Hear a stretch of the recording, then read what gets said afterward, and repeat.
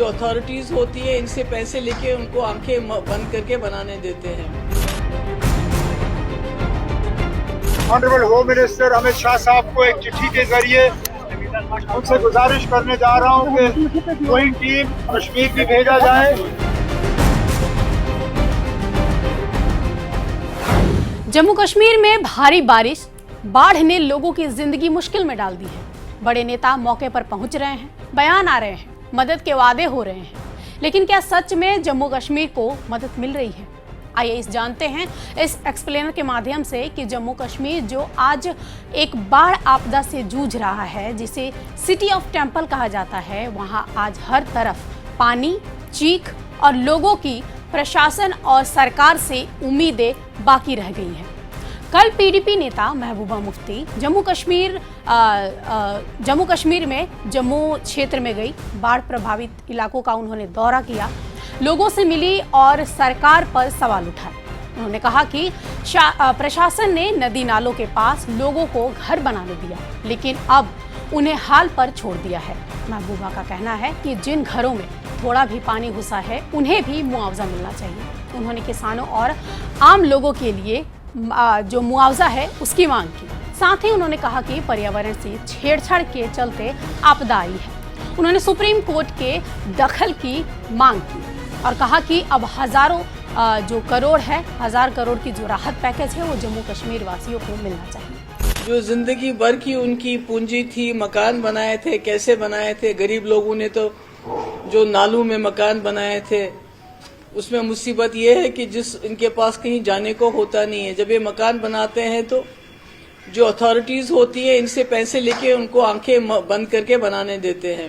इसलिए मेरी सरकार से गुजारिश है, जब आप असेसमेंट करें तो ये फुल्ली और पार्शली डैमेज ना करें। फुल्ली डैमेज जिनके मकान खड़े भी हैं, दीवारें खड़ी हैं या मकान खड़ा है, उनको पूरा मुआवजा मिलना चाहिए, क्योंकि हमने खुद अपने एनवायरनमेंट के साथ छेड़छाड़ इतनी ज्यादा की है कि आज हम खुद तो बर्बाद हो गए, जो हमारी आने वाली नस्लें हैं उनके लिए हम तबाही छोड़ के जा रहे हैं। जब तक मैं समझती हूँ लोग खुद नहीं जागेंगे, जब तक हम बात नहीं करेंगे। मैं तो कहती हूँ सुप्रीम कोर्ट को 100 मोटो नोटिस लेना चाहिए, क्योंकि ये सारा हिमालयन रीजन जो है ये बहुत ही ज्यादा डेलिकेट है, बहुत सेंसिटिव है।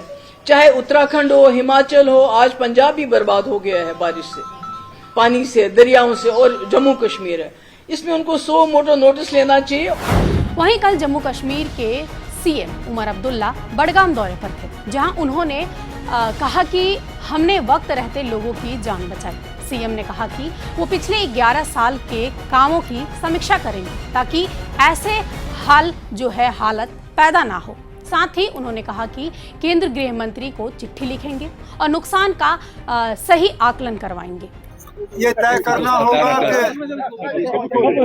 माली नुकसान के लिए जो मरकज की तरफ से एक टीम भेजी जा रही है जम्मू के 10 जिलों का मुआयना करने के लिए, आज मैं honourable home minister Amit Shah साहब को एक चिट्ठी के जरिए उनसे गुजारिश करने जा रहा हूं कि कोई टीम कश्मीर भी भेजा जाए और कुलगाम, अनंतनाग, श्रीनगर, बडगाम, गांदरबल, बारामूला, बांडीपुर, जहां जहां सैलाब के वजह से माली नुकसान हुआ है या हमारे खेतों में जो फसल लगभग तैयार हो चुकी थी उसको नुकसान हुआ है, उस नुकसान का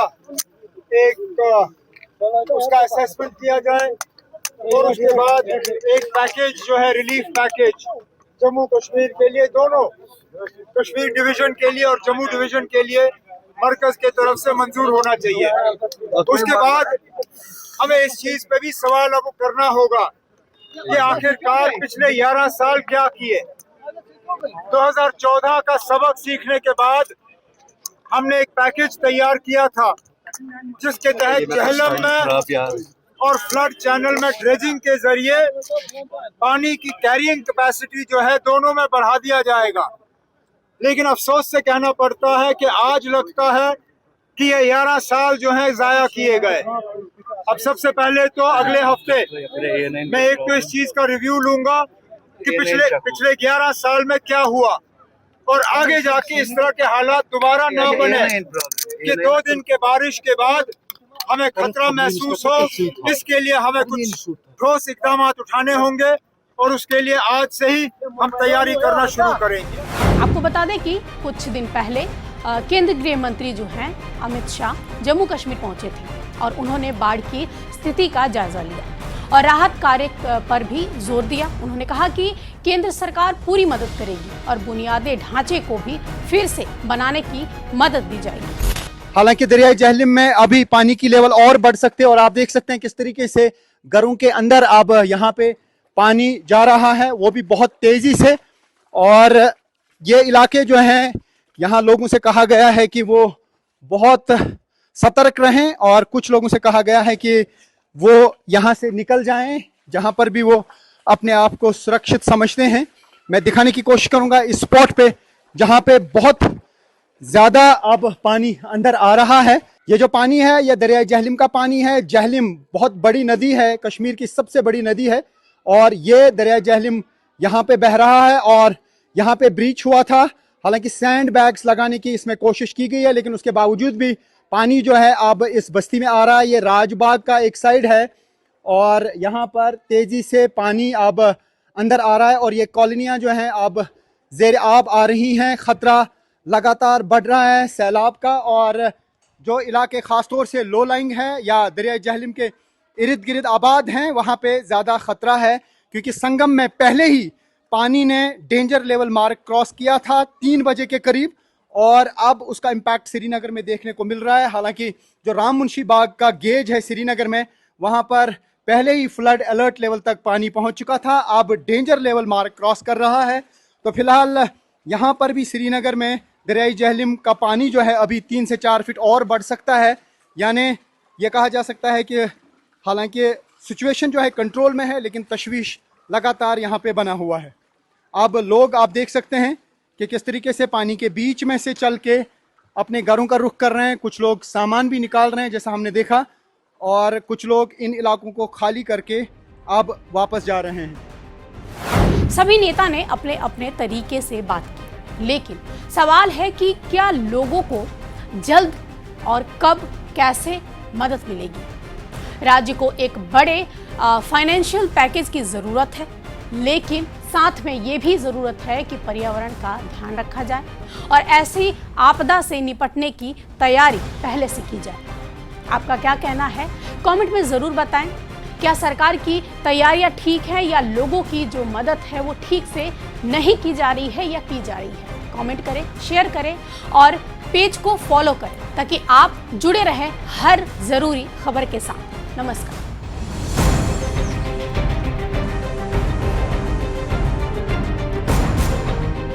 जो अथॉरिटीज होती है इनसे पैसे लेके उनको आंखें बंद करके बनाने देते हैं। Honourable home minister Amit Shah साहब को एक चिट्ठी के जरिए उनसे गुजारिश करने जा रहा हूं कि कोई टीम कश्मीर की भेजा जाए